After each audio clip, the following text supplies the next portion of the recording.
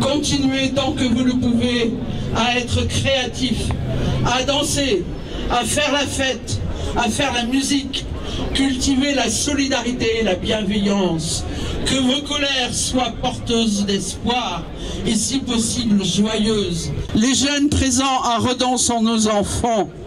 Nous ne pouvons pas les voir ainsi maltraités au motif qu'il leur a été interdit de se retrouver ensemble pour fêter le retour à une vie normale du couvre-feu sanitaire. Rendre hommage à Steve, mort noyé à Nantes il y a tout juste 2 ans. Si nous leur disons, ne cherchez pas la vengeance et ayez confiance en la justice, eh bien, monsieur le préfet, monsieur le ministre de la Justice, y compris sur ce volet-là, votre responsabilité est engagée. Tu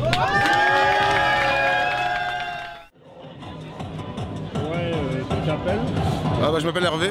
Hervé, ouais. Tu étais ouais. Rassemblement musique jeunesse. Ouais, parce que je suis à une teuf, quoi. Ouais, une free party, ouais, voilà. une fête, voilà.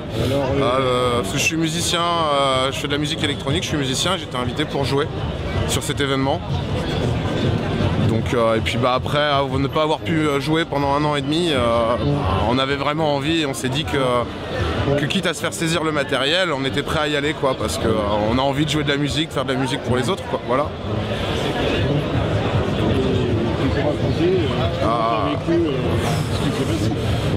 C'est long à raconter en fait, mais succinctement, on a vu juste de la violence, on n'a pas vu de dialogue, ça a été des lacrymogènes, quelque chose qu'on n'a jamais vu. Moi je participais avant à beaucoup de ce genre de fêtes et les relations étaient toujours relativement cordiales. Il y a toujours eu du dialogue, là on n'a pas compris ce qui s'est passé, ça a été tout de suite la violence très tôt et c'était un carnage, quoi. Et ça a continué. Des descriptions concrètes de violence. Oui, on en a que ça de tout le week-end. Je veux dire, on a vu des gens crier, on a vu des gens pleurer, des gens étouffés. Il y a eu des lacrymogènes qui ont été envoyés sur des tentes dans lesquelles des gens dormaient. Donc vous imaginez bien la réaction de ces gens au réveil. Après, chacun réagit un peu comme il peut. Et moi, je sais que mon premier réflexe, ça a été d'essayer que les gens ne partent pas en courant, d'essayer de faire ce que je pouvais pour qu'il y ait le moins de blessés possible dans le mouvement de foule. Maintenant, la violence, oui, ça a été autant les lacrymogènes, les désencerclements sans sommation, ça a été les coups de hache, de pioche sur le matériel, ça a été les hurlements des forces de l'ordre qui nous disaient juste, on n'a même pas vraiment entendu, on s'était bougé, dégagé, voilà, donc c'est pas ce qu'on appelle un dialogue, quoi. Est-ce que tu as ressenti une violence des policiers contre la jeunesse? Concrètement oui, et je veux dire c'est pas que moi qui l'ai ressenti. On l'a vu aux images de la fête de la musique, même si moi je trouve qu'il y a beaucoup de choses qui ont été minimisées. Parce qu'on a été après à la fête de la musique à Nantes pour se détendre un petit peu, boire une petite bière en terrasse, et on a revécu la même chose, les mêmes événements, la même violence. Et on a vu les jeunes aussi à Paris qui ont subi cette violence, c'est un peu moindre heureusement pour eux, on ne souhaite pas que ces jeunes perdent un bras ou un œil juste parce qu'ils ont besoin de se réunir. Ou une main. Ou la vie même, concrètement, quoi. Donc oui, il y a clairement, on dit que les jeunes vont pas voter. En même temps, quand ils veulent se réunir, après s'être sacrifiés pendant longtemps, on leur tape dessus, on les interdit de faire la fête. Il faudrait qu'ils aillent voter. Et quand bien même certains se politisent, on dit qu'ils sont trop politisés ou pas comme on voudrait. Alors à un moment, faut savoir, voilà pourquoi le dialogue il a été rompu. C'est pas si compliqué, quoi. C'est quand on essaye de s'exprimer, on envoie la police met des lacrymogènes. Voilà, c'est pas un dialogue, Enfin, pas besoin d'avoir fait l'ENA, quoi. Alors, c'est bien. Voilà ton point de vue. Tu dis ton prénom ou le nom que tu veux dire, c'est pas. Bonjour, je m'appelle Mathilde. J'étais donc sur les lieux de l'événement à Redon le week-end dernier.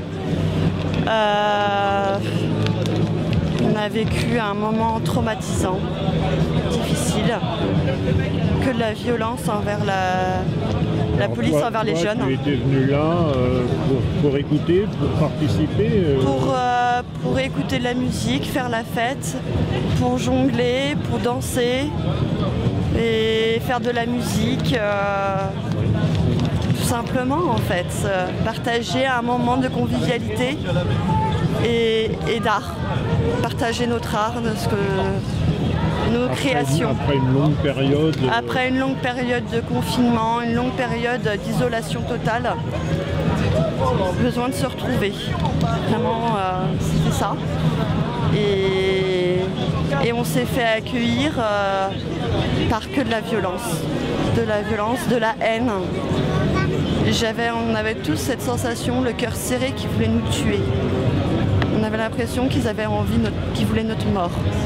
Qu'on n'avait rien à faire ici, qu'on devrait même pas. Les jeunes ne devraient même pas vivre.